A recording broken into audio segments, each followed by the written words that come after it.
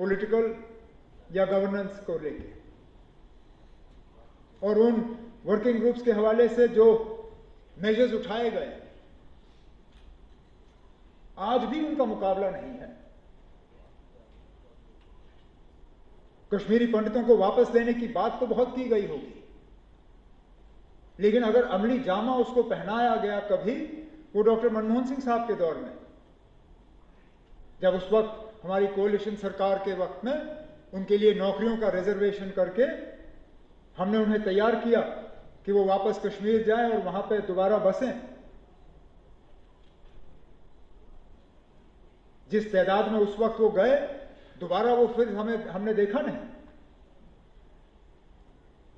जगती का वो टाउनशिप बनने से पहले कैंपों में उनकी क्या हालत थी, वो पूछिए उनसे। उनके दौर में जगती का टाउनशिप बना और कश्मीरी पंडित जो हैं एक बहुत ही मतलब खराब हालात जो उनके कैंपों में थे, वहां से जाके थोड़ी सी उनको राहत मिली। इंफ्रास्ट्रक्चर के लिहाज से अगर हम बात करें, जिस हाईवे का जिक्र जनाब एलजी साहब ने अपने खुतबे में किया, जम्मू श्रीनगर हाईवे, उसकी 4 लेनिंग का काम डॉक्टर मनमोहन सिंह साहब के दौर में, ये उनका तोहफा था जम्मू कश्मीर के लोगों के लिए।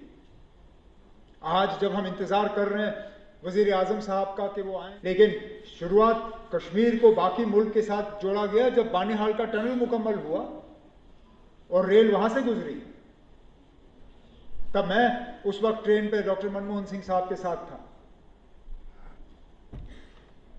चिनाब पे जो सबसे ऊंचा पुल रेल का दुनिया में, वो काम डॉक्टर मनमोहन सिंह साहब के दौर में शुरू हुआ। बदकिस्मती से ऊपर वाले ने उनको जिंदगी रखी नहीं थी कि वो उस पुल के ऊपर से पूरी तरह से ट्रेन को गुजरते हुए देखें, लेकिन कहीं ना कहीं उनको इस बात की तसल्ली होगी कि जिस काम की शुरुआत उनके दौर में की गई, उसको आज मौजूदा हुकूमत ने मंजिल तक पहुंचा दिया। इसी तरह जब हालात खराब हो गए थे 2016 में, हालांकि डॉक्टर मनमोहन सिंह साहब उस वक्त वजीर आजम नहीं थे, लेकिन तब भी जम्मू कश्मीर के लोगों के लिए वो फिक्रमंद रहते थे। एक ग्रुप लाए, वो जम्मू में बैठे, श्रीनगर में बैठे, और जो उनसे मिलना चाहते थे उनसे मिले। गर्ज सिर्फ उनका ये था कि जो खराब हालात थे वो रुक जाए, जो लोगों की परेशानी थी वो परेशानी हल हो। सिंह साहब ने लाइसेंस परमिट राज को खत्म किया। नहीं तो कौन सी फैक्ट्री लगनी है वो भी गवर्नमेंट ऑफ इंडिया तय करती थी, कितना बड़ा फैक्ट्री लगेगा वो भी वहां से तय होता था, और फैक्ट्री लगेगी कहां पे वो भी गवर्नमेंट ऑफ इंडिया तय करती थी। ये तमाम रिस्ट्रिक्शंस जो हैं आहिस्ता आहिस्ता हटाए गए, और आज हमारी जो इकोनॉमिक पोजीशन है उसकी सराहना जो है पूरी दुनिया में की जाती है। इसी तरह वज़ीर आज़म के तौर पर जो उन्होंने, जैसे तारिगामी साहब ने कहा, सोशल वेलफेयर के मेजर्स जो लिए, चाहे वो इंदिरा आवास योजना की सूरत में गरीबों को मकान दिलाने के लिए, एमजी नरेगा गरीबों को रोजगार देने के लिए। मुझे आज भी याद है जब एमजी नरेगा की बात की जाती थी, पहले उनका जो फर्स्ट टर्म था ऑफिस में, लोग कहते थे ये मुमकिन ही नहीं है, आप इतने बड़े पैमाने पे लोगों को काम दे नहीं सकोगे, ये फेल हो जाएगा। लेकिन इतने साल बाद आज भी आप देखें तो एमजी नरेगा का ही काम चलता है रूरल एरियाज में। आज भी जब हम ऑनरेबल एमएलए से बात करते हैं तो कहते हैं ना, जॉब कार्ड्स और चाहिए, काम और होना चाहिए, एमजी नरेगा के तहत काम उठाए जाने चाहिए। जम्मू कश्मीर के हवाले से हम बात करें, जहां बैनुल अक़वामी सतह पे उन्होंने जम्मू कश्मीर के मामलों को हल करने की कोशिश की, और वो पहल उसकी शुरुआत डॉक्टर मनमोहन सिंह साहब ने नहीं की, उनको विरासत में मिला था। शुरुआत अटल बिहारी वाजपेयी साहब और जनरल परवेज मुशर्रफ की रही। जब हुकूमत बदली और डॉक्टर मनमोहन सिंह साहब आए, चाहते थे तो बंद कर देते, कौन रोकता, लेकिन जानते थे कि ये जो शुरुआत अटल बिहारी वाजपेयी साहब ने की है, इसको आगे लेना जो है कितनी बड़ी जिम्मेदारी है। और पूरी कोशिश की, इस बात के बावजूद कि बीच बीच में हालात खराब रहे।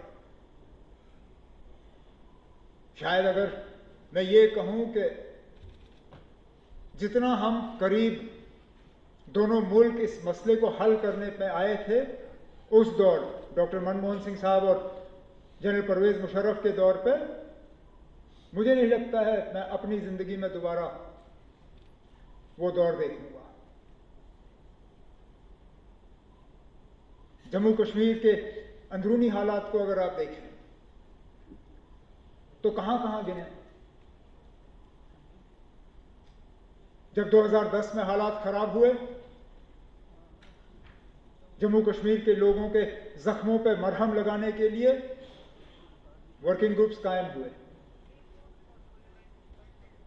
उसमें हर पार्टी और मुख्तलिफ सोच रखने वाले लोगों को शामिल किया गया।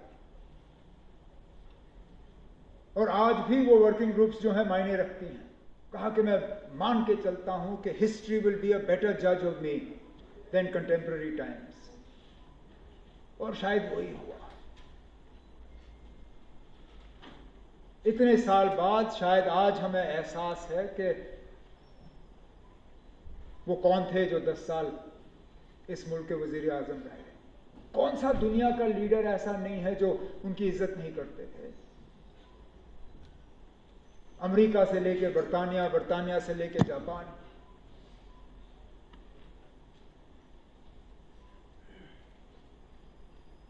एक देश को प्रेम करने वाले, जम्मू कश्मीर के लोगों के साथ हमदर्दी रखने वाले शख्स, मुल्क के वजीर आजम। मुझे उनके साथ बहुत नज़दीकी से काम करने का मौका मिला, बहुत कुछ सीखने का मौका मिला।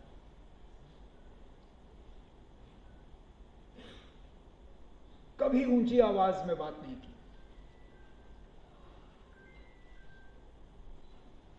और अगर कभी उनसे गलती हो जाती थी तो वो गलती तस्लीम करने में भी हिचकिचाहट महसूस नहीं करते थे।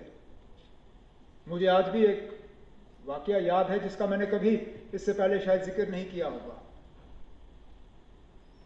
मैंने उन्हें पत्र लिखा था किसी मसले के बारे में, और फिर एक आध दिन, 2 दिन बाद मैंने उस पत्र के हवाले से कहीं इंटरव्यू दिया था। हालांकि मैंने पत्र का जिक्र नहीं किया, लेकिन पीएमओ में शायद किसी को गलतफहमी हो गई और उन्होंने प्राइम मिनिस्टर को कहा कि मैंने प्रोटोकॉल का जो है थोड़ा सा ब्रीच किया, और प्राइम मिनिस्टर को जो चिट्ठी गई थी मुझे उसका मीडिया में जिक्र करना नहीं चाहिए था। मुझे फोन आया, प्राइम मिनिस्टर आपसे बात करना चाहते हैं। ठीक है, वैसे तो बातचीत तो रहती थी कि मुझे पता नहीं था किस सिलसिले में बात करनी है, तो फोन उठाया, हेलो। उन्होंने कहा Umar, this was not right. मैंने कहा क्यों, क्या हुआ सर? कहा no, you wrote me a letter but before I could respond you have already addressed the issue in the press. मैं कहा सर आई डिडंट। मैंने कहा प्लीज़ वो आर्टिकल पढ़िए और मेरी चिट्ठी देख लीजिए, दोनों में फ़र्क है। मैंने चिट्ठी के हवाले से मीडिया में बात नहीं की है, लेकिन आपको लगता है मुझसे गलती हो गई है, मैं माफ़ी मांगता हूँ, शायद नहीं होना चाहिए था। उन्होंने कहा ठीक है, मैं देख लेता हूँ। फ़ोन रखा, ठीक 15 मिनट के बाद दोबारा फ़ोन आया, प्राइम मिनिस्टर आपसे बात करेंगे। ठीक है, पता नहीं अब क्या हुआ। कहा नहीं, आप सही थे, मुझे गलत कहा गया, मैं माफ़ी चाहता हूँ, मुझे कहना नहीं चाहिए था।